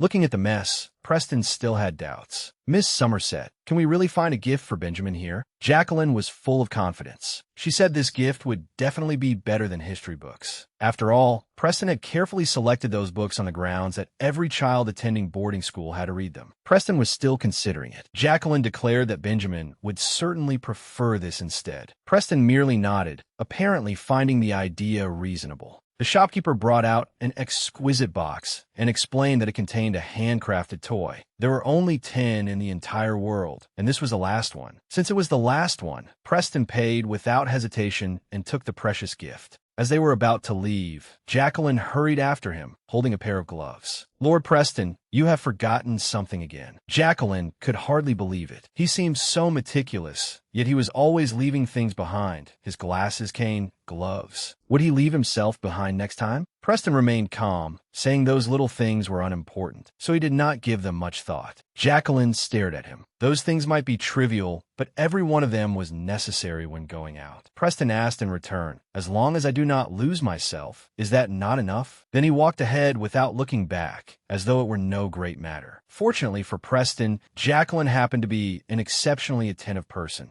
Jacqueline teased him with a smile that taking care of people who constantly forgot things was her specialty. Preston did not reply. As they walked side by side along the street, they instantly became the center of attention. For someone who had served in the Navy, wind was always an enemy. It could raise enormous waves and turn everything into chaos. Yet after the storm passed, the sea would become exceptionally calm again. In Preston's eyes, Jacqueline was like that wind. He could never predict what she would do next. Seeing that he had not responded for a while, Jacqueline leaned closer and asked, "Lord Preston, are you even listening to me?" Preston suddenly realized that this unpredictable wind felt rather pleasant against his skin. Back at the estate, the atmosphere was completely different from usual. Benjamin held his cup, feeling delighted. In his eyes, Jacqueline was practically a fairy descended from heaven. If she had not helped mediate between them, how could he possibly have sat so peacefully with his uncle? Drinking tea together? Preston was also drinking tea, but his mind had clearly wandered elsewhere. Benjamin even suspected that he was dreaming. Then Jacqueline suddenly set down her cup, and the mood became serious. Before the banquet began, she needed to prepare the two of them. A banquet was not merely a social event. The people who liked you and those who disliked you would all gather in one place. It was a battlefield without smoke. Since Benjamin was the star of this event, the rules ahead would not be simple. Benjamin obediently agreed, while Jacqueline revealed that she had already done her homework. She had studied the guest list carefully and found several people they needed to treat with particular caution. First were Baron and Baroness Landers. They had lost their younger daughter a few years ago, so Benjamin must not mention children in front of them and reopen their wounds. There was also Baron Haynes, who was deeply troubled by a recent investment failure. Business was absolutely not to be mentioned. However, he was passionate about horse racing. If Benjamin spoke about his beloved horse, Thunder, the Baron would probably talk all day. Benjamin listened in amazement and hurriedly committed every detail to memory. Finally, Jacqueline mentioned Count Saltree, the most troublesome person of all. If possible, they should avoid provoking him and keep their distance. Preston was curious why she was so wary of him. Jacqueline helplessly explained that the man had an eccentric personality and was particularly skilled at finding fault with everything. But he was still a count, so they could not simply refuse to invite him. If he truly came, they could only deal with things as they arose and not let him ruin the atmosphere. There was no need to invite unnecessary trouble. Offending such a petty person could make life difficult later. Preston suddenly spoke, directly rejecting Jacqueline's strategy of avoidance. Jacqueline paused and asked, "Lord Preston, do you intend to turn a small problem into a larger one?" Preston's gaze turned cold. His logic was simple. Before an enemy became stronger, they should be eliminated completely. Whether the matter was great or small, he would never leave behind future trouble. At those words, Benjamin's eyes lit up. He was clearly awed by such a domineering approach. Jacqueline hurriedly eased the situation, telling Benjamin that there was no single correct answer. Whether to let things go peacefully or eradicate the problem entirely depended on his own choice. Benjamin agreed loudly, but what he said next made Jacqueline break into a cold sweat. The boy waved his fist and declared that he would definitely take the other person down and do it beautifully. Seeing him like that, Jacqueline inwardly despaired. How could such a young child speak with such coldness? He was exactly like Preston. At that moment, there was a knock at the door. William announced from outside that a guest had arrived. Preston stood to greet the unexpected visitor. Watching him leave, Jacqueline could not shake the uneasy feeling that the banquet ahead would be even more troublesome than she had expected. What had he forgotten this time? Jacqueline looked at the handkerchief in her hand and did not know whether to laugh or cry. Benjamin was equally stunned. Lord Preston seemed so steady and composed, yet in private he was always forgetting things. As she walked, Jacqueline counted them off: glasses, cane, gloves, handkerchief. What would he forget next? But just as she was about to return the handkerchief, a figure flashed through the corridor. Jacqueline immediately stopped. Why was he here? Things had become complicated. Jacqueline did not draw attention to him and continued onward by another route. She happened to find Preston searching through his pockets, apparently only just realizing that something was missing. Jacqueline approached him. "Lord Preston, are you looking for this?" Preston stopped moving. Jacqueline explained that he had left it behind while drinking tea earlier. If it were truly lost, it would be embarrassing at the banquet later. Jacqueline suddenly brought up a name: Viscount James Hamilton. She wanted to know why he had come to see Preston. Preston asked in return, "Do you know him?" Jacqueline did not answer directly. Instead, she asked whether he had mentioned a mine. Preston had no response, because the man's story matched Jacqueline's description word for word. He had inherited a high-purity iron mine. His wife was ill and urgently needed money, and he was offering it privately at a low price only because he admired the Marquess's character. Jacqueline gave a cold laugh and immediately judged him to be a complete fraud. How did she know so much? Because her father had fallen for the same scheme years ago. If Lord Greenwood had not warned him in time, he might not even have recovered the deposit. What Jacqueline could not understand was how a repeat offender who belonged in prison could walk into this place so openly. She continued, explaining that her father had kept silent back then because he could not bear the humiliation. If an earl had been fooled by such a lowly swindler, his reputation would have been destroyed. So he swallowed the insult, burned all the evidence, and never dared reveal the truth. Jacqueline sternly warned Preston that no matter what the fraudster said, he must not fall for it. Yet Preston appeared entirely calm. As he walked, he said, "Miss Jacqueline, your concern is unnecessary. I'm naturally suspicious. If he thinks he can deceive me, he has chosen the wrong person." He continued, "Do you know how many people line up every day to discuss business with me? Every one of them claims to have an opportunity to make a fortune. I may not be a business genius, but I am not foolish enough to believe such poorly constructed lies. Take James Hamilton, for example. He claimed he had only just arrived in the city and hurried straight here to see me, refusing to give me any time to think. But his shoes were spotless, without even a speck of mud. Does that look like someone who has just traveled along muddy roads?" Jacqueline asked whether he might have wiped his shoes before coming in. or perhaps travel by train. Preston shook his head. The train from Hanswood only runs 3 times a week, and there is no train today. Jacqueline smiled, saying that he was more capable than she had thought. At least she would not have to fear losing her job because her employer went bankrupt. Then she changed the subject. Since you are so suspicious, did you investigate me too? Preston did not answer. He took out his pocket watch and said they had already wasted 9 minutes and that a pile of documents awaited him. Then he left, leaving Jacqueline alone to wonder. Had he silently admitted it, or was he deliberately avoiding the question? Just after Preston left, Mrs. Ritz came looking for Jacqueline. Seeing that she seemed hesitant to speak, Jacqueline asked what was wrong. The banquet was only 2 days away, and Mrs. Ritz wanted Jacqueline to help oversee the preparations. Jacqueline agreed immediately. As long as she could be useful, she had no objection. But as soon as Jacqueline started walking, Mrs. Ritz was surprised and hurriedly told her that she was heading the wrong way. Jacqueline explained that she intended to enter again through the front gate, imagining herself as a banquet guest to see whether there were any oversights. Seeing how serious Jacqueline was, Mrs. Ritz finally smiled. She nodded and said that Miss Jacqueline was incredibly thoughtful. With her supervising things, the banquet would surely go off without a problem.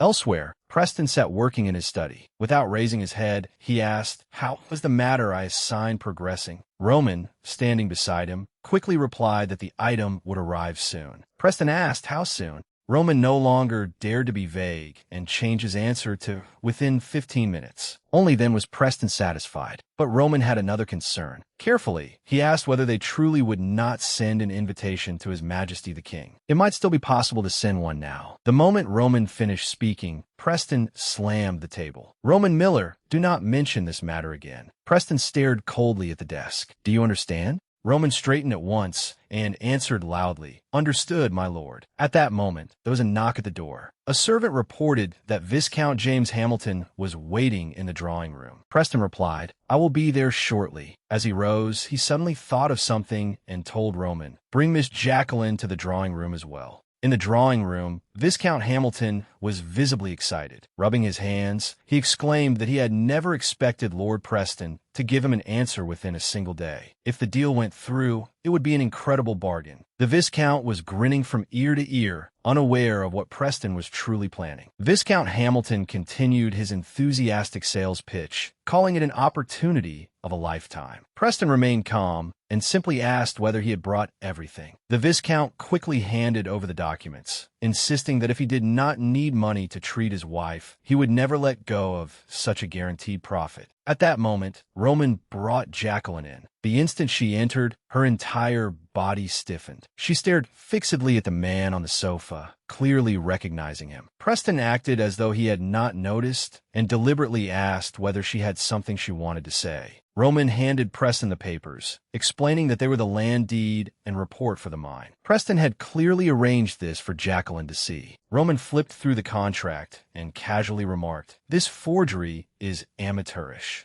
Viscount Hamilton immediately panicked and loudly demanded to know what Roman was talking about. Roman pointed to the document and explained that the signature was supposedly from 100 years ago, but the paper had only been invented 50 years ago. The dates did not match at all, so the document was unquestionably fake. The Viscount was utterly flustered, opening his mouth without managing to say a word. Then, Preston spoke. "Miss Jacqueline Somerset." Jacqueline answered softly, but upon hearing that surname, the Viscount went rigid. He had never expected to encounter a member of the Somerset family here. Preston had prepared for this. The police had already blocked the entrance. Whether or not to prosecute the fraudster would depend entirely on Miss Jacqueline's wishes. Preston stated plainly that no matter what, he intended to press fraud charges against James Hamilton. Jacqueline understood that although it was only attempted fraud and the punishment might not be severe, if word spread that a noble had been tricked by such a petty swindler, it would become the laughingstock of society. The family name would appear in newspaper headlines, and the reputation her father had built over a lifetime would be ruined. But Preston clearly did not care about any of that. This man truly feared nothing. Viscount Hamilton finally broke down, stammering that it was all a misunderstanding and even attempting to offer money for his safety. But it was too late. The police entered the room. The lead inspector greeted them politely. "The suspect is here. I am Inspector Gale Baldwin. It is an honor to meet you, Lord Preston."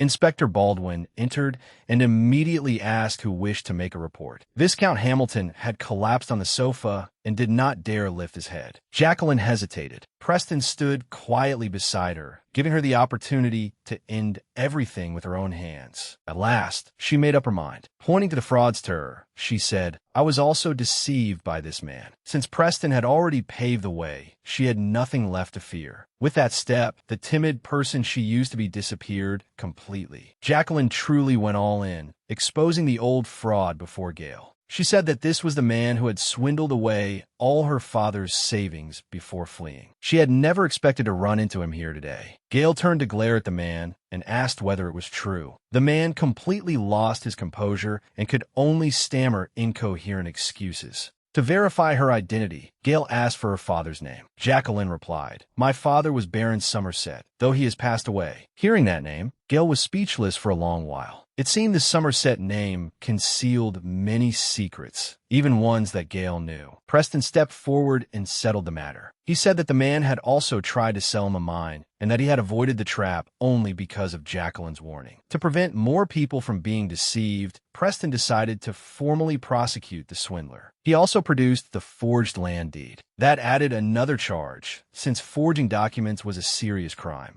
Gale felt deeply moved by the evidence. Among nobles, reputation was more important than anything. Those who were deceived usually swallowed their losses in silence and rarely brought matters to court. Gale greatly admired Preston, believing that exposing the fraud showed an exceptional sense of justice. But Preston waved him off, indicating that the person Gale should thank was not him. He pointed to Jacqueline and said, "You should salute Miss Somerset. It was her courage that exposed this fraudster." Gale immediately gave Jacqueline a respectful bow.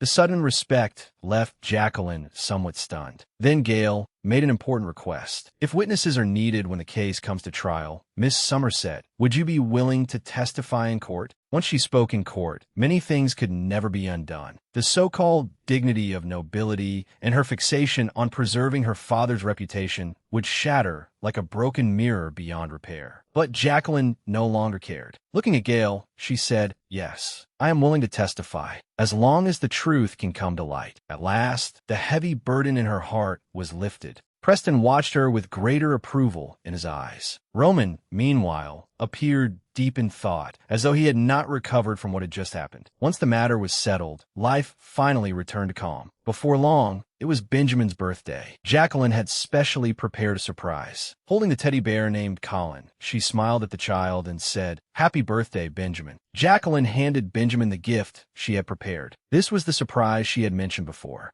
The teddy bear named Colin held extraordinary meaning for Jacqueline. It had been the most precious gift her father gave her on her 15th birthday. They had been inseparable for many years, but from this day on, Colin had a new mission: to become Benjamin's good friend. Benjamin looked at the toy in his arms and felt somewhat conflicted. As the heir to the Preston family, he believed he should have outgrown playing with such childish toys long ago. Jacqueline saw through his thoughts. Leaning closer, she whispered, "Benjamin, this isn't an ordinary doll." Benjamin's eyes widened at once. "Could this bear be a fairy too, like my sister?" Jacqueline smiled and shook her head. "Whenever I feel tired or lonely, I tell Colin everything on my mind. He is a very patient listener, and he will always keep your secrets. Now, I'm officially entrusting that companionship to you." Looking at Colin in his arms, Benjamin seemed to suddenly understand the weight of this gift. In a household with such strict rules, he truly needed a friend he could speak honestly with. Benjamin hugged Colin tightly and softly said, "Thank you." Looking at the sensible child, Jacqueline wished him a happy birthday again. Being accepted in this household was a comfort to her as well. Benjamin beamed. He said that meeting Jacqueline had truly been wonderful. Just as the moment turned warm and tender, a sudden commotion came from outside. Sensing something was wrong, Jacqueline hurried out to see what was happening. In the corridor, William was sternly scolding someone, the conductor responsible for the party's performance. William spoke severely. "Today is Benjamin's birthday. There absolutely cannot be any mistakes at the party." The conductor could only keep his head lowered and apologize. Jacqueline recognized him immediately. What could have happened to leave the conductor this frantic? Jacqueline stepped forward to ask. When William turned and saw her, his expression grew even more complicated. The trouble seemed worse than expected. William sighed. The pianist we hired had an accident on the way here. His finger is fractured. Startled, Jacqueline quickly asked, "Is the pianist himself all right?" William shook his head. "He is not seriously hurt, but where are we supposed to find a substitute now? It will take at least an hour for anyone new to arrive, and the banquet is about to begin." The conductor was beside himself with anxiety. This was Benjamin's birthday banquet. If there was no music at the opening, where would that leave the Preston family's honor? Just when everyone was at a loss, Jacqueline suddenly spoke. "Perhaps I can help." William froze and looked her up and down. "You mean you intend to perform yourself?" Before William could react, the doors to the banquet hall had already opened. Preston was busy receiving the distinguished guests, and no one noticed that the original performance plans had quietly changed. Inside the banquet hall, Preston was occupied entertaining Lord Saltry. Social occasions like this were far from simple for him. His mind was full of Jacqueline's earlier instructions. When pouring tea, never make a sound, and do not worry about how to respond in conversation. Jacqueline had told him, "These aristocrats have plenty of money and time. They can carry a conversation all by themselves. You only need to nod at the right moments." Preston had thought her lesson was rather careless, but Jacqueline had confidently assured him that she was an excellent teacher. He would see once the party began.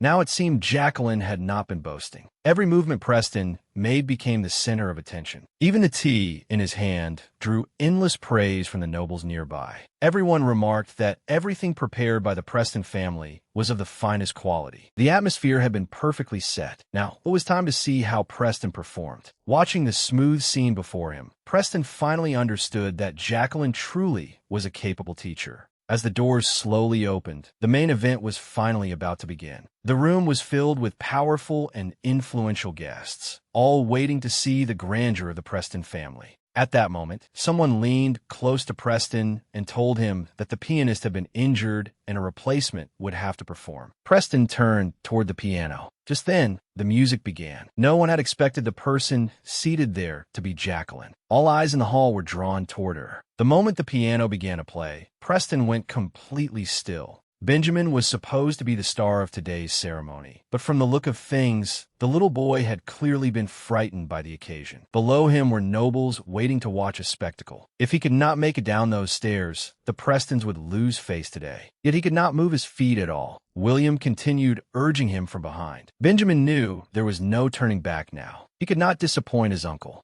Just when a moment felt unbearable, the background music suddenly changed. Benjamin froze when he heard the melody. Who would have thought that, at such a crucial moment, it would be Jacqueline? The moment Jacqueline stepped in, Benjamin felt reassured. As long as she was there watching over him, he had nothing to fear. At last, he took the first step. The piano seemed to be telling him, "Do not panic. You can do this." The little boy who had been so timid moments ago now walked more steadily than anyone, passing through the crowd to stand at the very front. Benjamin began to speak. "Thank you all for attending my birthday banquet." The guests below were stunned. No one had expected the child to truly hold his own. Baron Haynes looked at Benjamin and felt deeply unsettled. Despite being so young, the child had a stronger presence than any of his own children. Benjamin politely said, "Thank you for your praise, Baron Haynes. If I have the opportunity, I would like to meet your famous horse." Haynes was delighted. "Of course, you are welcome to see him anytime." Just as the atmosphere became peaceful, Saltry approached with a glass of wine. That old fox clearly had no good intentions. Watching coldly from the side, he said it was still too early to decide who would have the final say over the Preston family in the future. No one could know whether the title would truly pass to a blood nephew. Saltry was already drunk and began shouting, "Windsor Preston, you do not mean to swallow the entire family for yourself, do you?" The people nearby hurriedly tried to stop him. "Lord Saltry, have you had too much to drink?" Using drunkenness as an excuse, Saltry exposed what everyone had been thinking. "Stop pretending. Who here is not thinking the same thing?" His drunken honesty instantly froze the mood at the banquet. Saltry's disturbance was clearly meant to ruin the occasion. Preston could no longer suppress his anger. Jacqueline tried to persuade him. "There is no need to make the atmosphere so tense over such a minor matter. but Preston did not agree. He answered coldly, "Jacqueline, you are wrong. Problems like this must be dealt with completely before they grow worse." Jacqueline said nothing further and walked directly up to Saltery. She greeted him politely. "Lord Saltery, it has been a long time." Drunk and reeking of wine, Saltery laughed mockingly. "Well, if it is not the daughter of the Somerset family." He looked Jacqueline over with open contempt. "I heard that not only are you teaching now, but you have even started performing for money. Does that line of work pay well?" As soon as he said this, whispers spread through the crowd. Everyone was discussing how a former young lady of high society had fallen so low. Some even laughed behind her back, saying she was now so poor that not a single coin could be found on her. Jacqueline's situation became painfully awkward. Preston watched coldly from the side, thinking only one thing. This man truly had no restraint. Jacqueline was not angry in the least. Instead, she smiled. "Lord Saltery, it has been 3 or 4 years, and your habit of causing trouble has not changed at all." Then she added another blow. "I still remember how you were thrown out for making a scene at a banquet. For quite some time afterward, no one dared invite you anywhere." The moment she said that, the tide immediately turned. Those who had been laughing at Jacqueline were now laughing at Saltery instead. Saltery lost face completely and was so furious that he could barely speak. "Do you think I will simply let this go after you humiliate me?" Just as the tension reached its peak, Walter walked over and pressed a hand on Saltery's shoulder. "Lord Saltery, we need to have a serious discussion about the canal." Even Jacqueline was startled by Walter's appearance. Who would have expected such an important figure to be present? Walter had handled the situation brilliantly. He led Saltery away, saying they needed to discuss a major canal venture. Though Saltery was deeply unwilling, before a man of Walter's standing, he could only obediently follow. Watching them leave,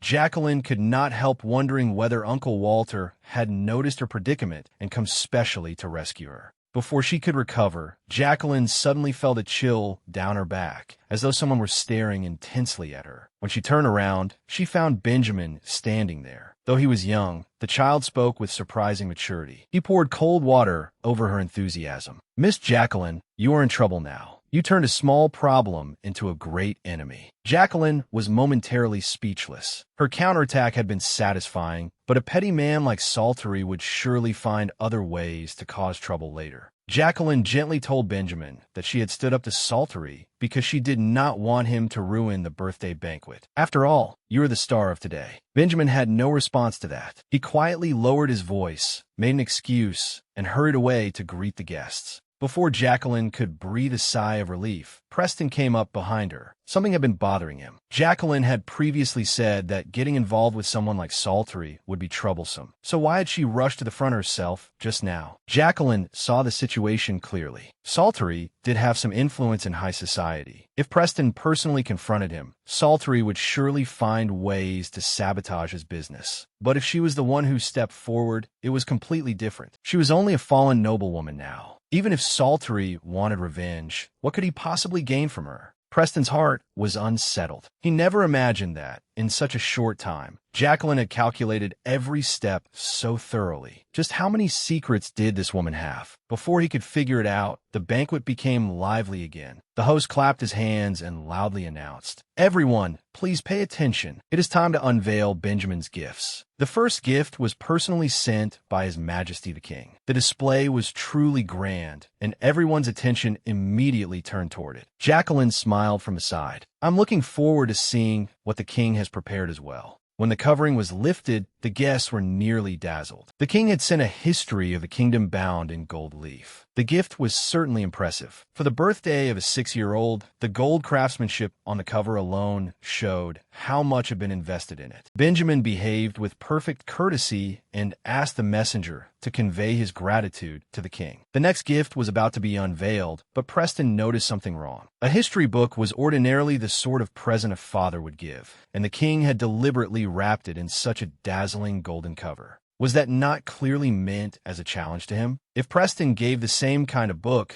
the comparison would make him, Benjamin's uncle, look foolish. Who would have thought the king would use such a childish tactic? Preston's position had become rather awkward. The host shouted at the top of his voice, and now, the final and most important gift, Lord Preston's present. The white cloth was lifted in one swift motion, and the entire hall fell silent. Everyone wondered what the object could be. Benjamin stared at the platform in amazement. Those who recognized it saw at once that it was a model warship of the Black Fleet Devil. It was far more interesting than a gold-bound book. Benjamin was overjoyed. Turning around, he shouted, "Thank you, Uncle!" Judging by Benjamin's delight, the gift had truly reached his heart. Preston was stunned. Jacqueline had said before that she simply wanted to see the child give a genuine smile. After all, no one had ever seen Benjamin this happy. Jacqueline leaned close and whispered, "Well, I told you he would like it." Looking at Jacqueline, Preston had no words left. Something was quietly beginning to change. The moment the Black Fleet Devil warship appeared, the children below could no longer sit still. They rushed forward in excitement. It was the dream item of every toy shop. Benjamin became anxious. The polite little gentleman he usually was now seemed ready to hug the entire display case to himself. No one was allowed to touch his treasure. This was a gift from his uncle, and to him it was worth far more than the gold-bound book. Even if his friends called him stingy, he would never let it go. Seeing this, the guests began whispering among themselves. They had thought Preston was strict with Benjamin, but the two appeared much closer than expected. Everyone privately remarked that if Preston did not truly care for the child, he would never have thought to give such a fitting gift. Benjamin was still fiercely guarding his model, refusing to let anyone touch it. Soon, the conversation shifted to the most crucial matter, the right of guardianship. Everyone wondered whether the king or Preston would ultimately prevail. Standing among the crowd, Jacqueline felt she had seen enough and that it was time to leave. But before she could get far, Evan called out from behind her, loudly speaking her full name, "Jacqueline Somerset." The call made Jacqueline stop. Evan had actually come looking for her. The first thing he asked was whether she had been well all this time.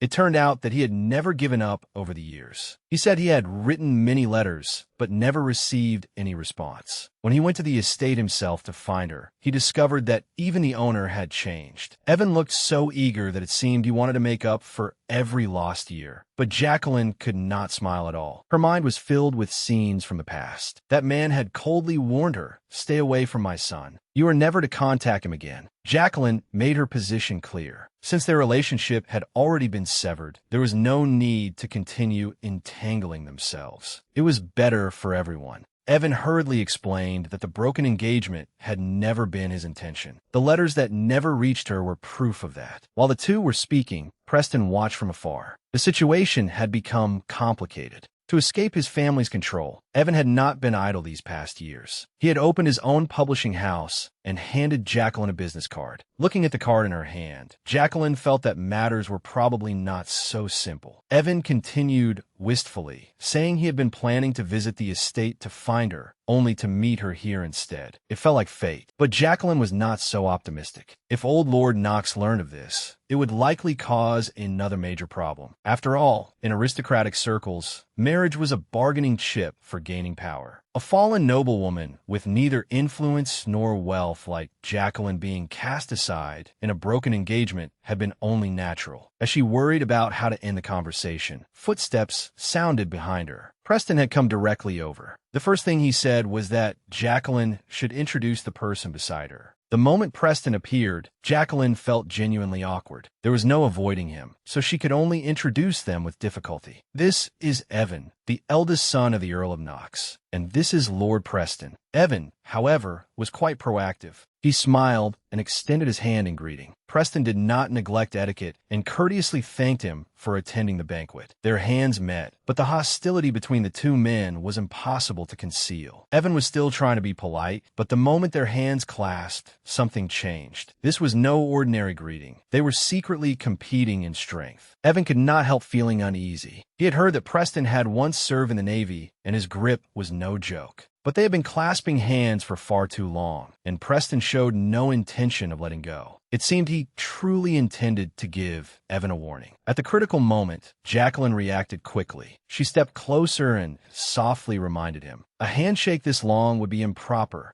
Only then did Preston release his hand with a cold expression. After offering a perfunctory courtesy, he turned and left with Jacqueline, leaving Evan standing there in a daze. Once Preston had taken her away, Jacqueline had no intention of remaining any longer and directly said goodbye to Evan. Evan had not yet given up and quickly asked whether she had time, hoping to speak with her a little longer. But Jacqueline refused cleanly, saying that she still had a great deal of work to do. She did not leave him even the slightest opening. Watching Jacqueline leave so decisively, Evan remained where he was, likely still thinking about Miss Somerset. Under the night sky, the mansion was brightly lit. Jacqueline walked alone through the corridor. Her unexpected encounter with Evan had left her unsettled. Though she had been prepared, such social exchanges still exhausted her. As she walked, a voice suddenly called her name tentatively from behind. Jacqueline. She instinctively turned around and froze. She had actually run into Samantha here. Samantha was thrilled and rushed over to greet her. "I knew it was you, Jacqueline. It has been so long." Before Jacqueline could react, Samantha threw her arms around her. Was this sudden reunion a pleasant surprise or another problem? Samantha held Jacqueline's hand and kept asking, "When did you return to the capital? Why did you not even send word?" Jacqueline could only apologize first. Samantha did not mind, saying that as long as she could see Jacqueline safe and well, that was enough. But before the two could say much more, Samantha suddenly remembered something. She said those people were here too, and that she had to take Jacqueline away immediately. But they were already too late. An ill-intentioned voice sounded behind them. There was no escaping now.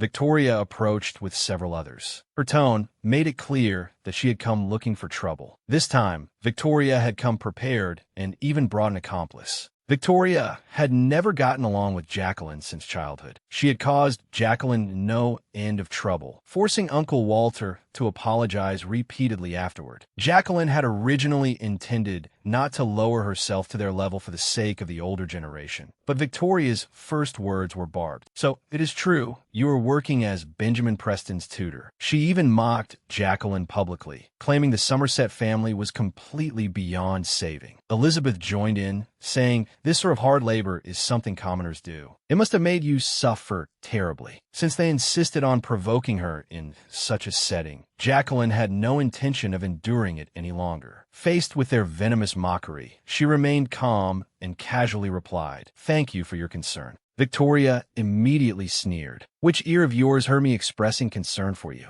As the tension grew worse, Samantha quickly stepped in to smooth things over, urging everyone to calm down. They had all graduated long ago. There was no need to bicker endlessly as they had in childhood. But Victoria insulted Samantha as well, pointing at her and demanding, "Have you not had enough? Must you insist on being her little attendant and maid?" Samantha became angry too and retorted that they were proper friends, not mistress and servant. Seeing that things would surely get out of hand if it continued, Jacqueline quickly pulled Samantha aside and told her to go home for today. They could talk privately later. After calming her friend, Jacqueline turned to Victoria, her tone instantly turning cold. "Today is Lord Preston's event. If you insist on ruining this party, you should consider the consequences yourself. You had better shut up now. What would your fiancé think if he saw this?" Following Jacqueline's gaze, Victoria saw that her fiancé was indeed standing not far away. She froze completely. Jacqueline pressed the advantage. "If you do not want to humiliate yourself in public, then disappear at once." Though Victoria continued acting defiant, claiming she would be ready for Jacqueline any time, she was clearly losing confidence. Jacqueline had no intention of letting her off so easily. She made her meaning plain. "My reputation is already ruined. As they say, those with nothing to lose do not fear those who do.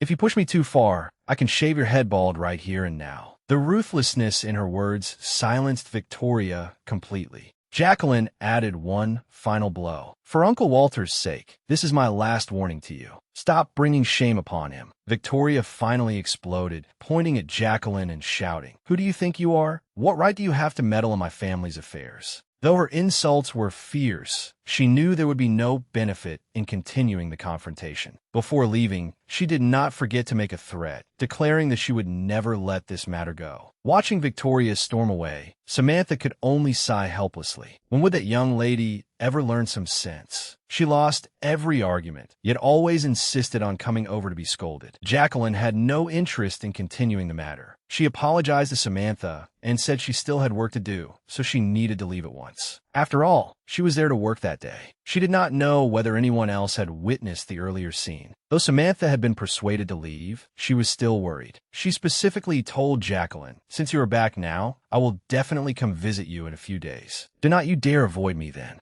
Jacqueline quickly smiled and agreed. "How could I? We're best friends." Deep down, she was moved as well. After so many years apart, their friendship had not changed. Once she had seen Samantha off too, Jacqueline could finally catch her breath. The string of incidents had exhausted her. She leaned against a wall to rest for a while, but her heart did not feel at ease. She had the sense that today's party would not end so simply. Jacqueline had not yet recovered when she heard the harsh gossip around her. Everyone knew she was Benjamin's tutor and even had to earn a living by performing hard labor that only commoners would do. In the eyes of those nobles, it was a complete joke. Listening to their sympathetic but mocking remarks only made Jacqueline feel more suffocated. Worse still, the earlier confrontation had turned Victoria, once a minor nuisance, into a sworn enemy. Jacqueline looked toward Preston in the distance and shook her head in self-mockery. In her current fallen state, what right did she have to go speak with Lord Preston? At such an emotionally exhausting moment, she only wanted to see Benjamin. Perhaps only that little angel smile could make her forget her troubles for a while. Then Jacqueline suddenly heard a commotion. When she looked up, Benjamin was in a panic. He was calling out, telling everyone not to run around, but no one paid attention to him. The unruly children not only ran everywhere, but even threw books around his toys. Benjamin clearly wanted to maintain order, but the more seriously he tried, the worse they behaved. At a time like this, the nannies nearby were chatting and laughing, with no intention of managing the chaos. Seeing Benjamin so isolated and helpless, Jacqueline's anger rose at once. Watching Benjamin fluster about, Jacqueline truly felt bad for him. The child was obviously being bullied. If it continued, the entire scene would completely spiral out of control. Since no one else would take charge, she would have to become the villain. Jacqueline drew a deep breath, no longer caring about maintaining a ladylike image. She raised her voice and shouted, "Everyone be quiet." At that cry, the children who had been making a terrible racket froze in place. Even Benjamin was stunned. He had probably never seen Jacqueline so angry. These little aristocrats were spoiled rotten and had never encountered anything like this. Each of them wondered how a mere tutor dared speak so loudly in a duke's residence. Jacqueline had now become the focus of the entire room. Benjamin hurriedly introduced her. "Oakley, this is Miss Jacqueline." But the boy named Oakley did not care at all. With an arrogant expression, he said, "So what? She is only a tutor. The tutors in my house would never dare disobey me." Jacqueline knew perfectly well that the boy was so arrogant only because he was the son of a viscount. But she quickly calmed down. There was no point in arguing with a group of children. If force would not work, she would try something gentler. Jacqueline brought out her secret weapon. Smiling at the children, she said, "All right, from now on, anyone who behaves well will receive a gift." The tactic worked immediately. The boisterous children were instantly drawn in. Clearly, shouting alone was not enough to deal with little aristocrats. Jacqueline's lesson as a tutor was finally about to begin. At the start of the lesson, she took out a large bag of candy. Would that really work? Oakley looked disdainful. "You think you can win us over with such cheap things? The candy at my home is much finer than this. If I ask, my parents can buy me as much as I want." Looking at the little troublemakers, Jacqueline already had an idea. Noble children were still children, and no child could resist this method. She announced, "These candies will be your rewards from now on." Oakley scorned them aloud, but inwardly he had already become competitive. Then Jacqueline's next words left everyone stunned. "These candies are not for eating. They are for collecting. Whoever collects the most candy and takes first place will receive the real grand reward." Jacqueline revealed her trump card. "As long as you behave well, there will also be a mysterious grand prize before you go home." Olivia and Benjamin could no longer sit still and quickly asked what treasure it was. Oakley still tried to keep up appearances, saying he could bring out something better. Jacqueline deliberately kept them in suspense. "It is a secret, and it is Benjamin's most beloved treasure." Benjamin was stunned too. Could she mean the birthday gift his uncle had given him? With that move, Jacqueline had thoroughly whetted every child's appetite. Olivia and Oakley grew impatient. How could they earn the candy? Jacqueline stated the condition. "Those who listen will receive it." Looking at the books and clothes scattered across the floor, Jacqueline pointed down. "If you want rewards, start by cleaning up the room."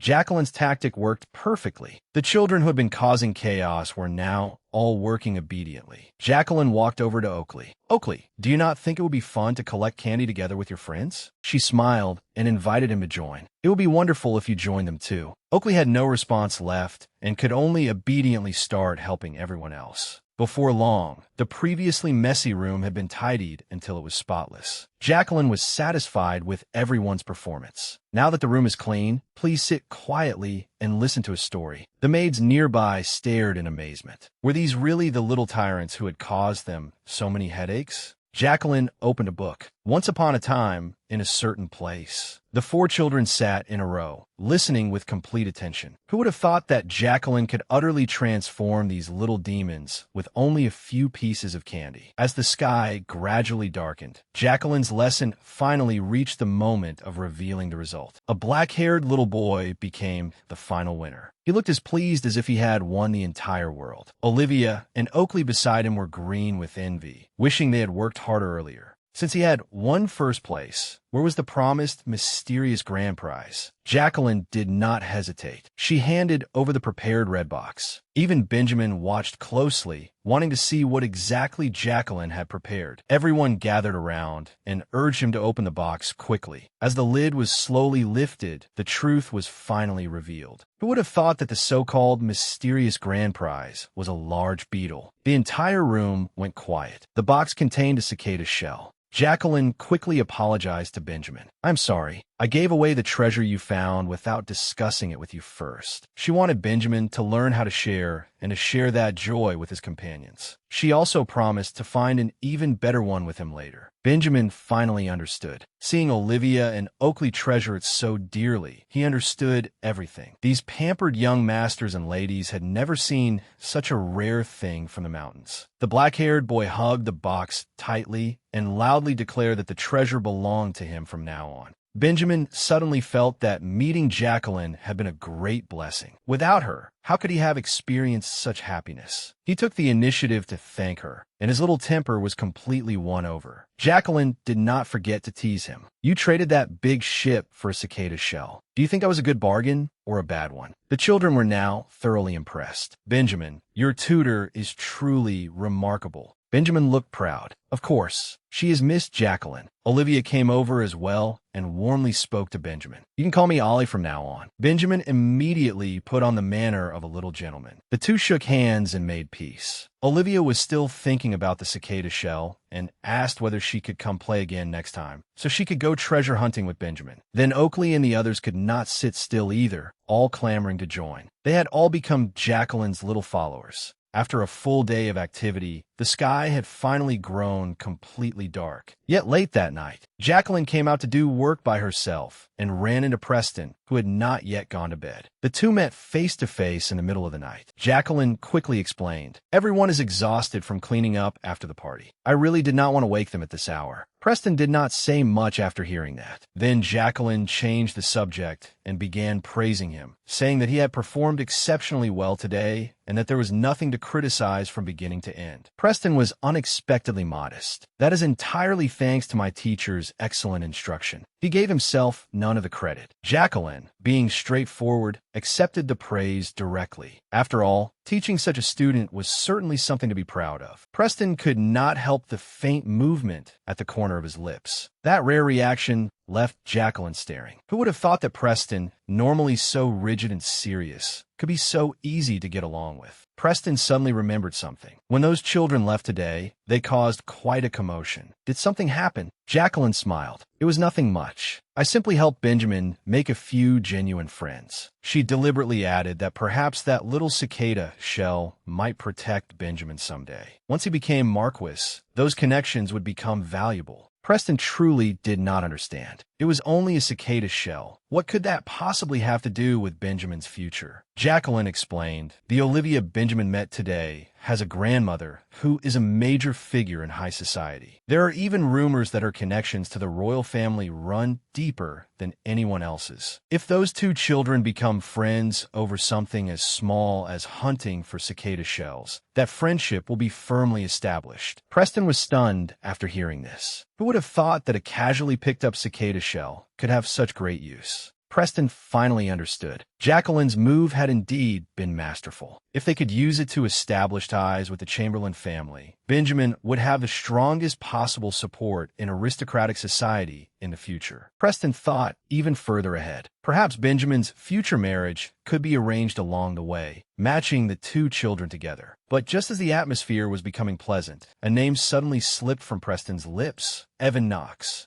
Jacqueline was startled and quickly asked, "What is it?" But Preston suddenly fell silent. The words reached his lips, and then he swallowed them back. He only said, "It is nothing." He was clearly hiding something. Preston truly regretted it now. If he had said what he had almost said, there would have been no taking it back. What had happened to him just then? How had he nearly spoken such words? If Jacqueline heard them, their relationship might never be the same again. This time, he was completely thrown into confusion.